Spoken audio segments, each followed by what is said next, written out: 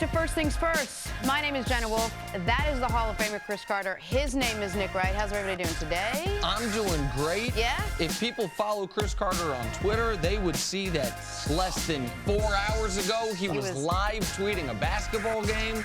I don't know when this man sleeps. He's up giving hot takes during overtime West Coast NBA games. I like it. Today seems like a 3 to 4 coffee cup kind of morning. Yeah, we got to go hard today. All right. At least a 1 to 2, no problem day from CC, operating on about 3 hours sleep. I'll take it. I'm excited for all of it. All right, perfect. Well, speaking of, let's start with some late night basketball. Is there any other kind when you do an East Coast morning show? Warriors taking on the Lakers. Golden State got the best of LA in overtime, 127-123 behind a combined 57 points from Durant and Steph. You probably already knew that if you're following CC on Twitter. It spoiled a solid night from Lonzo Ball, who finished with 15 points and 10 assists. So, CC, after all that watching last night, what does it tell you that the Warriors needed overtime to beat the lowly Lakers? Well, I think that the Warriors, and we look at past champions, and the Warriors have been through not only a tremendous run last year, but the last several years. Now, they haven't gone through what LeBron went through with 4 finals in Miami, then coming to Cleveland with 3 straight there. No, they don't have that. But in a shorter window, in 3 years, they've played a lot of basketball games. I mean, they broke the NBA record for wins. They've won 2 out of 3 championships. Their team pretty much stayed pat from last season. So sometimes in these type of games, you see a little lethargic. You see that they might not be as motivated as some other games. But also what I see is, I mean, they're not as good. Their bench is not as good. You know, so there are some issues there. When they close out the games, they put in Iguodala as their substitute, and how they're going to close out games with Draymond and the other 3 superstars. So they're not real big.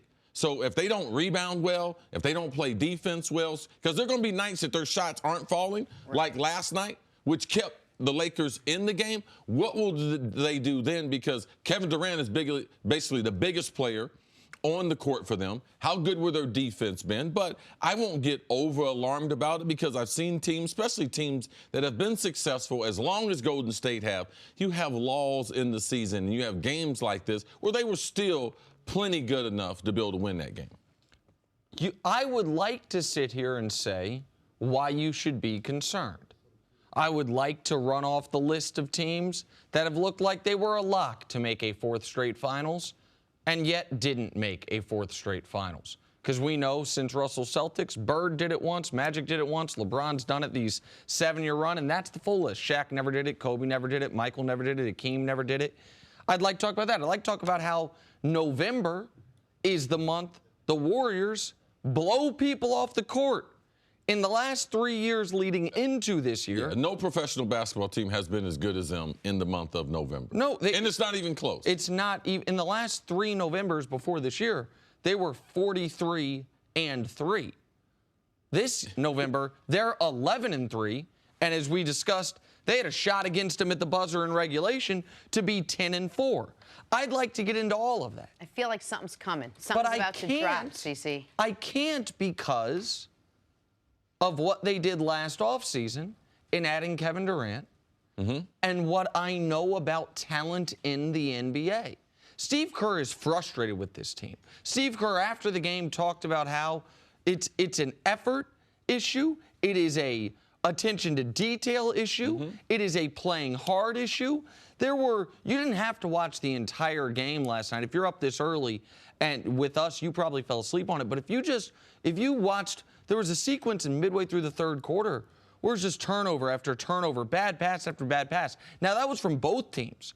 But the Lakers are a bunch of young kids that are not a very good team. Right. That's when the Warriors are supposed to. But when Golden State is not engaged, teams that have, if you've watched them, what do they do as a team? Sometimes they don't rebound, and they have a propensity to turn the ball over in bunches. And they didn't learn their lesson. Why did they blow the 3-1 lead to the Cavs? Well, one of the most glaring reasons was as the Cavs were coming back in Game 7 late in the fourth quarter, Steph Curry threw a totally needless, errant behind-the-back pass to Klay Thompson that bounced out of bounds. LeBron came down the court the next time and hit a three-pointer, which changed the game. Why am I bringing that up? That should have, if anything's going to teach you, take care of the basketball, it's that moment. But so here's why I'm frustrated, Jenna. I should be able to sit here and say the Rockets are better than the Warriors because they've played better. They've got a player playing better than anyone on the Warriors. They have a better record. I should be able to sit here and say the Spurs might be better. They're one loss behind them, and Kawhi Leonard hasn't set foot on the basketball court. The Celtics beat them and have a better record. The Cavs have one more loss than the Warriors, and they're second best players. Now that's shocking, right? Based on as bad as Cleveland played. Yeah. You know, sometimes, too, it's when you get your wins and when you got your losses. Cleveland struggled early. Boston struggled early. Boston went on a big streak. Now there's starting to be some correction there. Cleveland started horrendous. Now, I would say Golden State, they started the way they normally start. They dropped a couple in their first 10, 12 games, but this is not what we were expecting in the month of November. And so Jenna, but I can't say any of it because they added Kevin Durant. And when you had a 73-win team and you add the second-best player in the world, all logic says you're going to be fine, which is why it's so frustrating talking about this team. They're the only team in the league that we discuss that it feels like there is almost there is no critique that resonates during the regular season because all basketball history tells us when you have that much talent, you're going to be fine.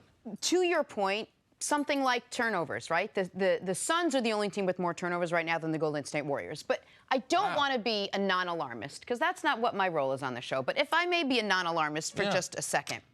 This is a team that's been to the finals the last 3 years, right? They've won 2 out of the last 3 finals. They understand how to get it done. They understand where they need to be January, February, March, April. They know all of that. Is it okay for them to take a couple nights off in November? Can we not... Can the Warriors not either be the team that's going to win it all or the team that's terrible?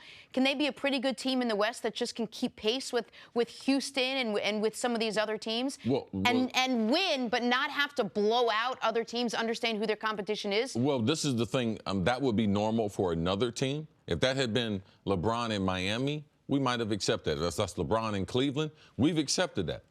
So what we're trying to give Golden State now is what we granted Cleveland last year. They're just sleepwalking through the season. They don't need to be the #1 seed. They smashed Boston in the playoffs. So we would like to be able to do that, but the climate in the West is totally different. If you end up being the 2nd, 3rd, or 4th seed, that's not where you want to be. Home court advantage in basketball is very important, and the seeding in the West is very important. So we can't use that criteria in trying to dissect where they are right now. And they've been so good in the month of November, and they're healthy. Now, if they weren't healthy, we'd have some excuses, but they have a standard. So now they're like New England. They're subject to the standard that they set. And the 2 years before they got Kevin Durant, they averaged 70 wins. Last year, despite losing Durant for over a month, they had 67 wins. Them getting the 1 seed has not been in question for the lion's share of the last 3 seasons. There was a moment last year where it looked like the Spurs might come up and grab them. That obviously didn't happen. What is the reality is, Jenna, they shouldn't have to give full effort and still get these wins. They shouldn't have to execute. When you have 4 of the 12 best players in the league, think about that. Yes. You have 12 players is a starting lineup, right? So if we were to pick the Olympic team, they would have 1/3 of the guys on the Olympic team play for what my Olympic team would be, at least, play for the Golden State Warriors. So I'm allowed to, we can sit here and say the fact that they're pacing now through a quarter of the season for 59 wins and potentially the 3 seed in the West, it should be alarming. But I can't raise the alarm because of what they did with Kevin Durant an offseason ago, which is why we have a new commercial running where Cece's like, I love the super teams. It's why I hate what they did.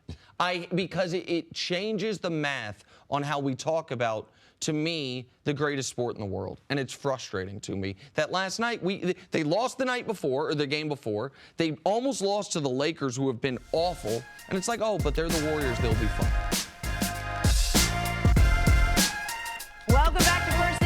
Chris Broussard is back with us. Never have we had a guest who has made the commercial break so lively and excitable because of debate, basketball debate, than with you, Chris Broussard, whose name I like to say first and last all the time. All right, let's talk some LeBron James, because why not? It's a day of the week. His impending free agency.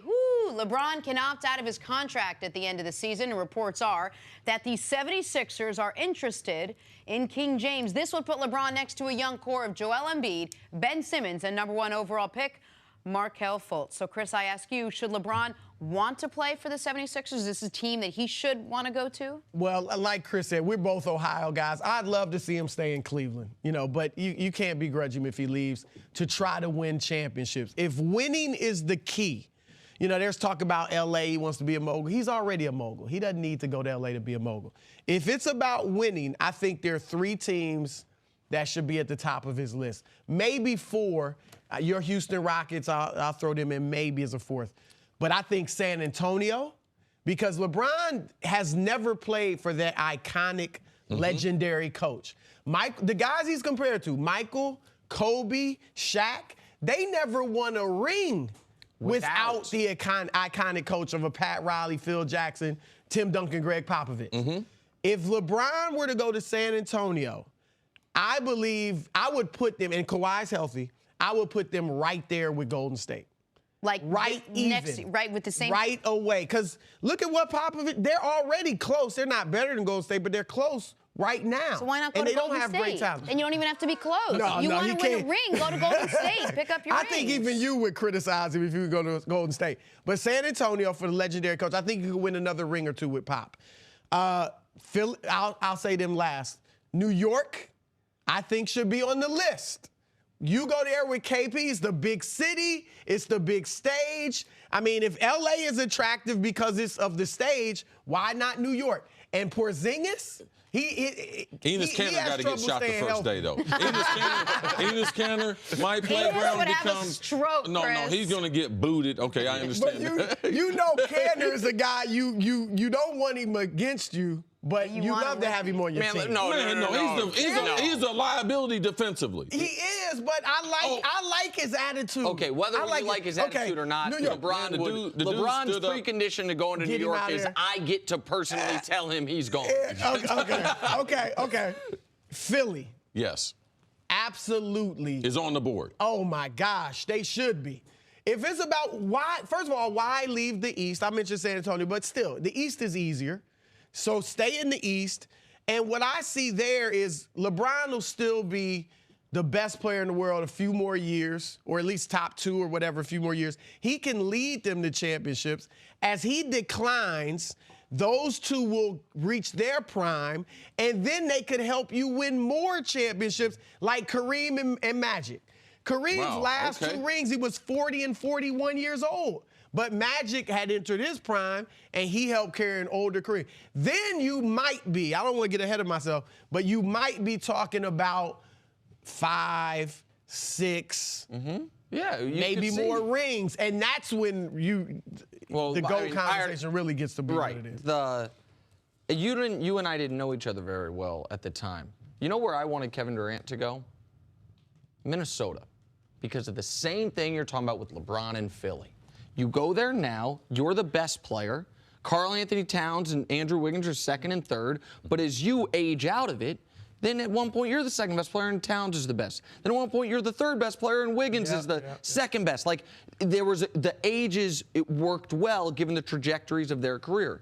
It's the same reason the LeBron Philly thing's so interesting. And for me, forget that I'm a LeBron fan, as a basketball fan, Ben Simmons having the best rookie year anyone's had since Blake Griffin. Now, they both had the benefit of their rookie year was really year 2. But so Simmons is going to be awesome no matter what. But Ben Simmons, whose game is most similar to LeBron as far as being able to do all different phases of the game, him learning from LeBron could unlock a piece of him that would just be great for basketball fans worldwide. My favorite is San Antonio. The reason why I like going there is because also his ability, LeBron, and for those who are around him, even great players. I've talked to Ray Allen, Shane Battier, Shaq. All of them told me LeBron is probably the smartest basketball player they've ever played with or even seen in practices. He's a basketball savant. His ability to be able to remember team sets, plays, previous games, not only in NBA history, but in their career when teams ran certain things. LeBron's ability to be able to predict what people were going to do blew people away. So getting that information from other players, I think that part of his brain would be greatly benefited by going with Greg Popovich. And also, I believe that they're getting ready to not have a facelift in San Antonio, but they got a couple players this year. It could be their last year. Ginobili, Parker, this could be their last years. Kawhi is going to be, he's going to be there, Kawhi, for a while. But LeBron, I believe, would be turned on by the fact how much he could learn, the way the coach makes the players play, and if he's able to get ring 4, ring 5, Kawhi will be able to carry it, after LeBron. So, and also, I'd much rather him be in the West. Why? Because if he gets to the West and gets to the finals, then his record as far as losing, he won't lose anymore. Well, let me ask you this. That's a good point, but LeBron, Simmons, and Embiid, I think they could challenge Golden State. Man, because the teams that give Golden State trouble, San Antonio, because they go big, Memphis, believe it or not, Memphis is giving them trouble over the years because they play big. Earlier, yes. And when Cleveland beat them 2 years ago, they went slow, played big. Let's be honest. Any team with LeBron and a competent supporting cast can challenge Golden State. Yeah. Like that's so I don't know. They didn't challenge them last year. Well, I mean, we can say they didn't challenge them. Get to the finals. I mean, challenge them. I mean, Game 3, they got a Corver 3 in the corner to win that game. They blow them off the court in Game 4. Like that series, but don't you think if Golden State wins Game 3, Game 4 is totally different? Who knows? What Probably, happens in Game 4. but I agree with you that right now you have to look at it can't be LeBron by himself in order to beat Golden State. So you're looking at the pieces around him. Man, I think, to answer your question, absolutely. Yeah. I think the Embiid, as long as Embiid's healthy, and that's a real factor. That's the question. Those guys better stay healthy all year. But if you're LeBron. Cece, you mentioned the Spurs. What's so interesting to me about the Spurs is this. LeBron's played Greg Popovich 3 times in the NBA Finals. The first one, no one holds against him. LeBron was a kid. It was unbelievable that he got him there. But those last 2 finals, people forget the ring that LeBron won, his second ring ever. Pop solved LeBron to a degree through 5 games. He was forcing LeBron to shoot. And LeBron just finally in Game 6 started taking those shots and hit them. And Game 7 was brilliant. I think he hit 6 threes in Game 7. It's a big reason why they won that game. LeBron absolutely, when he talks about Pop's stuff, non-basketball-wise, his politics. LeBron holds Pop in such reverence and knows no coach has ever given me trouble the way Pop can. Those 2 forces combining, the best basketball mind in the world as a player and the best basketball mind in the world as a coach, that is an interesting combination. There's no doubt about it. I just don't see LeBron going to the city of San Antonio. I see him in a bigger city. Now he's in Cleveland, but that's home. It's home. That's home. You're going to have them people looking after you after like Charles Barkley. But I would love it. Be careful. Just stop right there. Just stop right there.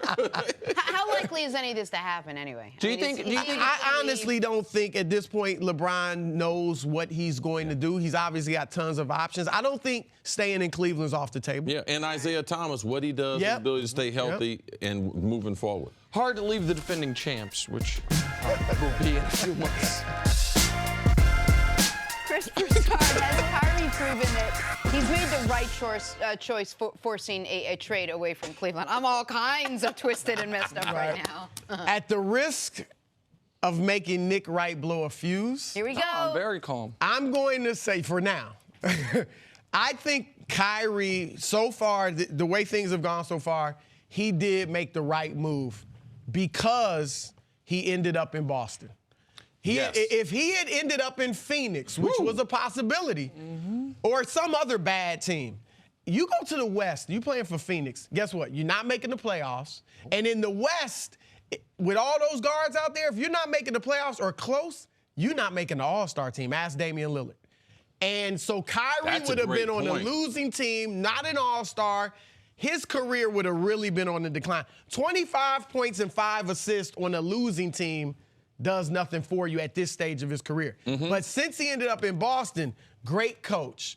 They may not win a title, but he's always for the next few years going to be in the hunt. You're going to be contending for that Eastern Conference championship. And if LeBron leaves the East, who knows what you can do. So, and he is in the MVP race. He would never be in the MVP race if he was still playing with LeBron.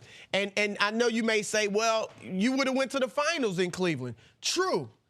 But you probably most likely would not have won. And I also like the fact that where it ended up. Now we have the ability now to look back because where he ended up to try to analyze it. I think that one of the keys to me is your freedom as a man. All right. At some point in my career, I want to be able to decide who I work with and what kind of show I want to do. That's important to me. And as an athlete, at some point, you'd like to be able to take control because he didn't have control when he left Duke. Cleveland drafted him. They didn't have anyone else. They had the #1 pick. They took him. He was fortunate that LeBron decided to come back. But now he's in this holding pattern because LeBron is not going to tell Kyrie what he was going to do in the future. And there was no way that he was going to know. So he was at the mercy of whatever LeBron decided. So LeBron on a given day could have decided, I'm leaving Cleveland, and totally disrupted Kyrie and everything that they had going in Cleveland. So besides having the championship and the big shot, he would be right back to where he was at the beginning stages of his career. And I also believe that, like we talked about LeBron, like we talked about Kobe, like we talked about Shaq, he got lucky ending up with Brad Stevens in Boston. Because I believe that Brad Stevens and their organization will bring out the best in him, and you could see the other young players around him developing. So I believe that Kyrie, he's fortunate that he ended up in Boston because I believe that. And to me, with athletes, it's about reaching your potential. And I believe he has a greater chance to reach his potential with Boston and the players he's going to play with over the next 4 to 6 years compared to not knowing what was going to happen in Cleveland. Okay. All right. So let me respond to what you said there at the end. Kyrie would then be the first player ever to have a better chance reaching his potential as a basketball player without LeBron than with LeBron. What? You're talking about individually. Chris Bosh, now he's going to be a Hall of Famer. He won rings with LeBron. Yes. But his game Sacrifice. individually, he became a glorified role player with LeBron. He did, but that wasn't Kyrie's role in the Celtics or on the Cavs. He was not a glorified role player. Okay, you're right. That's true. And where Kyrie really does excel late in games, where he's second in the league in clutch points and clutch field goal percentage, second to LeBron in both those categories, he was given the ball. Like, he was allowed to excel where he could excel. And also let's keep in mind, it's not like Kyrie was a free agent this offseason and he was going to have to commit the next 5 years of his career to stay in Cleveland. He had 2 years left on a contract. One of those years was guaranteed to be with LeBron, and then we would have seen in the final year. But to me, to answer this question, there are 2 ways, not from a personal happiness standpoint, from a basketball standpoint, Kyrie can validate this decision. Way 1 is lead the Boston Celtics to the NBA Finals, where he had been with Cleveland. We will see if he does that. The other way is from a personal standpoint, which is show that he had another level of basketball player to get to and that he can now get there. So let's see, through 20 games, how does Kyrie this year stack up to Kyrie last year? Oh, wait, he's worse. He averages fewer points, the same field goal percentage, a worse three-point percentage, and fewer assists per game. If I had known you were going to do that, I would have done the first 20 games LeBron had in Miami. That's right. Because you wouldn't have been happy with what you saw the first 20 games LeBron was in Miami when he left Cleveland. Hold on. And his numbers went down. His field goal percentage went up, but his scoring went down in Miami. So hold on a second. So LeBron left the best team in the East, the team that had gone to 3 straight finals. That's what he did. No, but you still make the comparison him leaving. No, leaving is leaving. I think CC said you can't make all the rules just so it slants toward LeBron. Now. I'm not making all the rules. LeBron's first 20 games. Do you not think that his productivity was different than when he was with Cleveland? Sure. Forget about what kind of team they were on. Sure, but LeBron wasn't.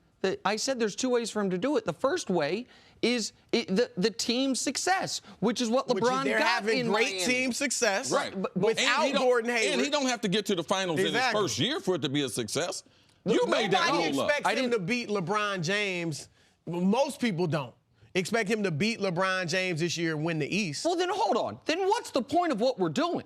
It's about The your point career, is to Nick. win a championship, not just to get to the finals. He would have got to the finals in Cleveland. Would they have won a championship? Slight chance. Okay, so let me just ask you So both he still this. would have had only one ring. Let me ask you both this question. Kyrie Irving, if he stays with Cleveland and plays it out and sees what happens, or if he does what he did, which of those two scenarios is more likely to result in him winning another championship at any point in time? At any point in time. I mean, I'm not going to say he's going to win one in Boston for sure, but if he stayed in Cleveland this year. He had one more chance. Exactly. He had one more Because chance if in LeBron Cleveland leaves, you compared definitely to the not unknown winning in it. Boston. Okay, so If LeBron left this summer, then Kyrie. Kyrie can leave as a free agent the year after and go wherever he wants. You don't know who's going to have money. I mean, he could have ended up in a better He had spot a little than more Boston. control this time around. And we don't know the personal relationship. We're not in that locker room. We don't know how he actually feels. And a man's personal feelings, that should be considered. Absolutely. I think he reached your second goal so far. The personal. You can throw stats up there and say he's not playing as well. Watch the game. He is He plays playing more under as control. well, if not better. Defensively, he's better than he ever was in Cleveland. And offensively, he's not scoring as much and giving out as many assists, but he's doing more in the clutch than he did in Cleveland just because he's got more opportunity. You can't say he's not playing well. He's leading his team's won, 16 straight games? Yeah, he's 17 in the league in scoring, 21st in assists. MVP candidate, Kyrie Irving. Cheers to him. He is. Cheers to him. They win in 60-something. I'm sure he's not waking up saying in the he's gonna morning win mad. I can guarantee you Hey, that. Chris, thank you so much. Back here on First Things First, we welcome Chris Kenny, who won a Super Bowl with Eli Manning and the Giants. Chris, good morning. Nice to see you. Thanks for being with us. Thursday Night Football, NFC East Showdown. Washington taking on Dallas. Both teams sitting quite uncomfortably at 5-6. Dallas has lost 3 straight since Zeke got suspended, scoring less than 10 points in each game. And Dak has been a big part of the problem. He has no touchdowns, 5 interceptions during the skid.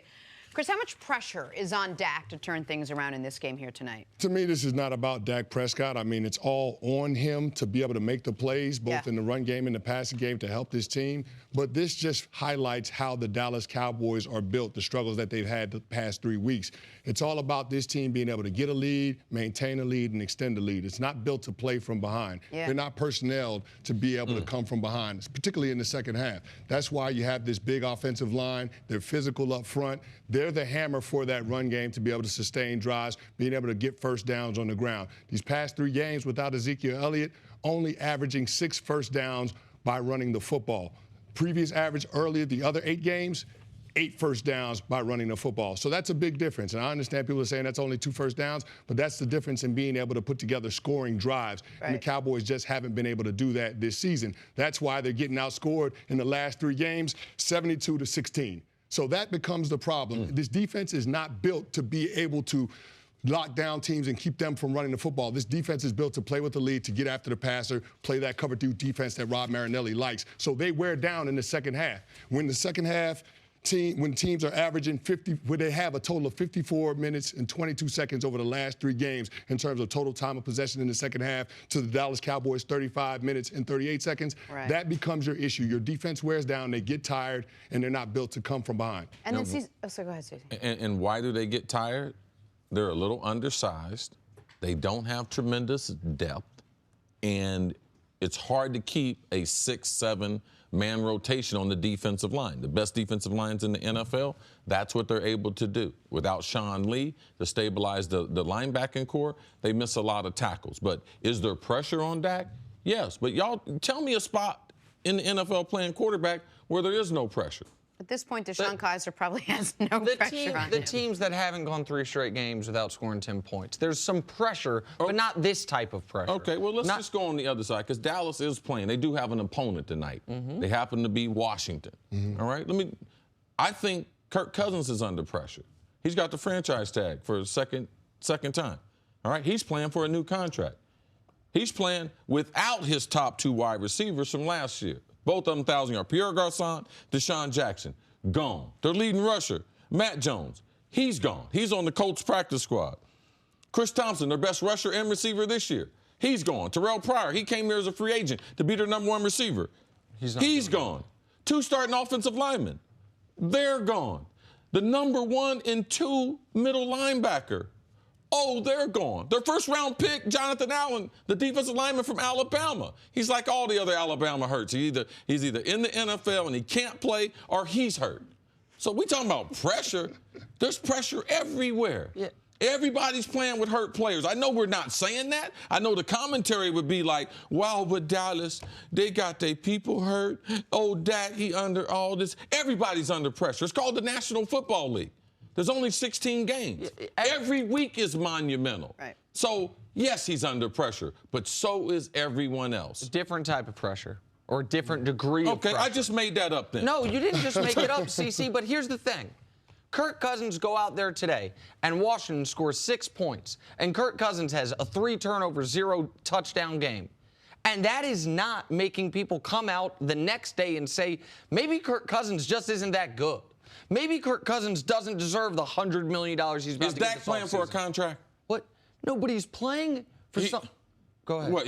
You're going to try to tell me he's playing for something I don't know? No. Because there's pressure on everyone. And for us to try to say Dak is under more pressure than other people, that's false. I don't believe that. Okay. Agreed. And I don't feel like we can dismiss what we saw from Dak Prescott his rookie year. He was NFL Offensive Rookie of the Year for a reason. I mean, this guy can play, but it has to be the right supporting cast around him. And the Cowboys are built to win in a very specific way, Nick. He is. I know they're built to win in a very specific way. And we are going to start questioning the type of player he is if that is the only way they can win.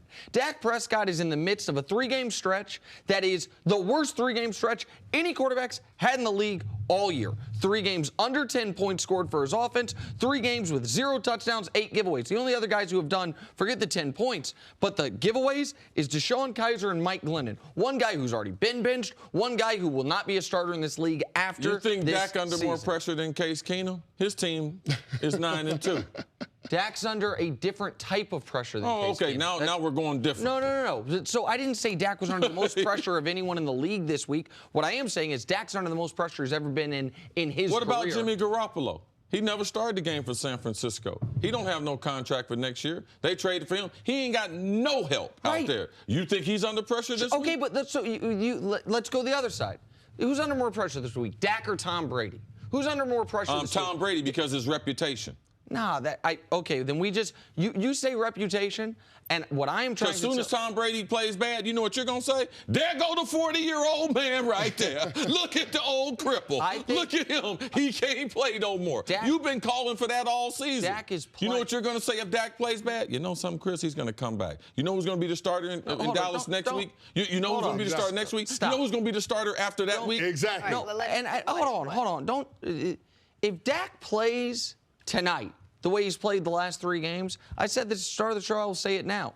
This has made me reevaluate everything I've thought about him. That's the pressure you put on him. You thought Dak was better than who he is. So now you're trying to put more pressure on him because he hasn't lived up to what you said. But it's not like I'm a man in the wilderness. Who won Offensive Rookie of the Year last year, Chris? Dak Prescott. Not Zeke Elliott. Did I not tell you that it was going to be a correction this year to Dak? Okay. Did I not warn you before he was missing and before everyone realized that their wide receivers weren't that good? CC, just because you might have called this one doesn't mean that the conventional wisdom might have been wrong, but the conventional wisdom was where I was, that this is an elite player, that this is the best quarterback in the NFC East. Going into this year, that's what everybody thought, the best quarterback in his division. Nobody thought Carson Wentz was better than him going into this year. Now it's unanimous that Carson Wentz is better than him. But no one, here's the thing, with Dak Prescott, he still may well be a very elite quarterback. He might be amongst the greatest when it's all said and done, but he hasn't evolved to that point yet. I'm not going to forget what I saw last year when he won NFL Offensive Rookie of the Year, but this year I think he's being exposed in terms of where he's at and what stage of development he's in. So when you take away that home run threat in the backfield and Ezekiel Elliott, when you're not able to get those first downs and stay on schedule with your run game, your offense is going to struggle. He hasn't gotten to the point where he can drop back in passing, diagnose defenses the way that Tom Brady and some of the elite quarterbacks can do today. He's not there yet. guess what? Every team in the league, except for Dallas, plays without Ezekiel Elliott. No team in the league has been as bad offensively at any point this season in Dallas last 3 weeks. That's about their quarterback, and tonight's a chance to correct it for him. But if he doesn't, people are going to be evolving on their opinions. Back here on First Things First, we welcome Chris Canty, who won a Super Bowl with Eli Manning and the Giants. Well, this has been the topic du jour today, yesterday, talking about what's going on with Eli Manning, so let's do that right now. Eli Manning, who for the first time since 2004 finds himself as a backup quarterback. It happened when the team told him he could start this week in Oakland, but would have to sit out for the second half, an offer which Eli declined. Giants owner John Mara said, quote, "I was hoping it would turn out a little differently." So, Chris Canty, I'll ask you, you've had a day to think about this. You played with Eli Manning. You know the players in that locker room. You know management. You know the coaches. And you know the organization pretty well. What was your reaction when you heard all this go down? Well, when this story first broke 2 days ago, I was disappointed in the organization to make this decision at this point in the season. But after hearing John Mara's commentary behind the decision, I was angry. I was angry, CC, just because you don't treat a player like Eli Manning like this. Someone that has done nothing but uphold the standard of excellence and represent the organization on and off the field with class. To treat him like this at this point in the season just made no sense to me. And here's why.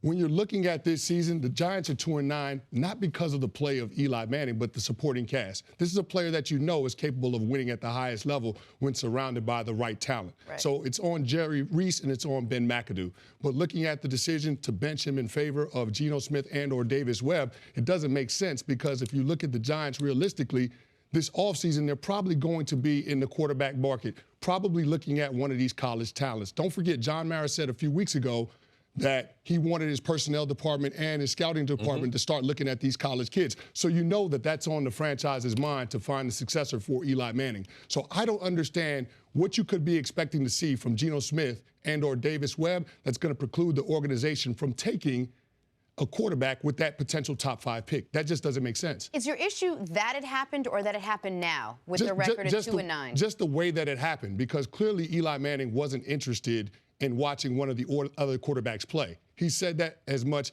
when Ben McAdoo came out after the Rams game and said that they wanted to evaluate all positions. Eli Manning said he wasn't interested in seeing those guys play, that he still wanted to remain the starter on this team. That's why it feels a little bit disingenuous for the organization to proposition Eli Manning to allow him to continue the consecutive game streak and start, knowing that they would pull him at halftime. But Eli, being a classy guy, being a pro's pro, said that's not what's in the best interest of Geno or Davis Webb. Those guys deserve to have the practice reps in order to prepare and get ready to play out in Oakland. So when all of this is happening, I don't understand how John Mara is caught off guard by Eli's reaction. I don't know how he's caught off guard by the fan base being outraged by this decision. And to me, it just doesn't make any sense. No matter how you frame it, it was a poor decision by the organization to handle it this way. Now, one thing, I have to ask you a question. How many years you play in the NFL? 11. You got 1 Super Bowl ring? 1 Super Bowl ring. Did y'all go on the road that year? Yeah, we played. Did y'all win 3 games on the road? No, we won 2 games on the road. So we had the wild card game at home against Atlanta. Yes, then we went on the road against a 15-1 Green Bay Packers team. Then we went out to San Francisco and beat them in the NFC Championship in overtime. Who did y'all beat in the Super Bowl? The greatest quarterback of all time, and I don't even know if that's arguable. Now, before the game, I interviewed before the game at another network and asked you about what the game plan was. And at that time, I remember someone from our network said before the game, this is the greatest football team ever put together. That was the team y'all went against, right? Yeah. Okay. No. I just wanted to set that as the stage. Go ahead, Nick. Okay. And they won that Super Bowl and the one before in large part because guys like Chris Canty on the defensive line. And Eli Manning deserves enormous deference from this organization, enormous respect from this organization, second and third chances from this organization, which they gave him, which after 2013, when he led the league in interceptions, when he had the lowest quarterback rating in football, when he was the worst quarterback in football in 2013, the Giants... That was... what? That was after winning another Super Bowl in 2012. 2011. They won it in 2011. Okay, no problem. And 2 years... Because that's another one. That's the one you won. That's another one that he has. 2 years later, 2 years later, they go out And he's the worst quarterback in the league. They have a high draft pick. They don't draft Teddy Bridgewater. They don't draft Derek Carr. What do? They draft Eli Manning, a weapon, and Odell Beckham Jr. 2 years after that, they hire as a head coach someone Eli's comfortable with, his offensive coordinator. This 210 consecutive games started streak very easily could have ended at 151 week 1 of 2014 after he had the worst year. Which would have still been almost 9 years starting in the NFL, Correct. Which is a tremendous accomplishment, no doubt. Absolutely. Eli's case for the Hall of Fame is longevity, availability, and those 2 Super Bowl runs. We're not talking about the Hall of Fame. No, We're talking about the Giants. No, I get it, but I'm giving him credit for whether it was 150 or 210. But at some point, do you not have to say it is not about this individual player, it is about the future of this team. And if you know this individual player is not part of the future, and it's the one position on the field where you can't do a rotation, Eli didn't want to do a rotation, that you have to make the hard choice. No problem. In a normal job, Nick, that's what you do. But this is not a normal job. I know Eli Manning has played with a broken nose. I know he played with a severe case of plantar fasciitis, which is like, this is no exaggeration. Plantar fasciitis is like you have a switchblade up under your heel. And every time you put pressure on it, you are almost cutting into your heel. It's one of the most painful injuries that you can have. So on normal jobs where you're transitioning from one person to another, all these things aren't required. But in the National Football League and the New York Giants, let me give you a few names. Tiki Barber, how did they send him off as a Giant? You think he had a better career than Eli Manning? No. Don't answer. Michael Strahan, how'd they send him off? Michael Strahan wasn't the player he was in his last year. He probably should have retired. He ended up going off a champion with Eli Manning, leading them to victory. How did the Giants handle him? He was a spot player at the end. Am I right, Chris? No, you're right. It was OC and Justin Tuck that were leading that defensive line. Yeah, So. The wide receiver, Not plus. Armani Toomer. How'd they send him off? Does he not work for the team? Yeah. Carl Banks, how did they send him off? Lawrence Taylor, how did they send him off? Like, the Giants have had a track record, Nick, that I took into consideration. When I got upset yesterday, it's because what the Giants have done, not what I expect. It's what the New York Giants have done from a history. The reason why I gave them benefit of the doubt with their coach was because why? Because their history. They've been so class. They've been so prompt as far as doing it. They've been part of the backbone of the National Football League. But now Eli Manning, they're going to decide that I'm going to leave my class on the side. I'm going to allow the coach and the general manager to make a decision that now that the owner, he don't like the look of it. Now, Eli Manning, he showed class through it all and shows he rose above it yesterday by saying, you know something? No, let him play. If you want me to be on the bench, because that's who Eli is. So this is not only about Eli Manning and the 2 trophies that he helped put in that trophy case, but it's how you have sent off the other Giant players. It's how you have let them end their career. Eli deserves the same that you've done for all those other players. And the greatest of those players, let me tell you, is Lawrence Taylor. His track record and what they did for him, the amount of covering up and stuff that they did for Lawrence Taylor, and still the way they honor him today. Eli Manning deserves at least that. CC, you're absolutely right. There are just some players that transcend conventional NFL practices, and Eli Manning is that player. And, Nick, you like numbers, so I'm going to give you a couple on this season. That offensive line in front of them is really bad. They don't have a running game, and Eli Manning leads the league in attempts from the pocket with less than 2.5 seconds. He's already been sacked 26 times. That matches last year's season total. So the offensive line, they were bad, no doubt. But they haven't stayed the same. They've regressed. And so when you got this in front of them, I don't know how you can expect to see Eli Manning at his best. And for the organization to treat a legend like this, it's not fair. It's absolutely not right. There's no excuse for it. Thank you for listening to the First Things First podcast. Remember, leave us a review and tell us what you think. Subscribe to the podcast on Apple Podcasts and catch us on FS1 Monday through Friday, 6:30 a.m. Eastern. For Chris Carter and Nick Wright, I'm Jenna Wolf. So long, everybody.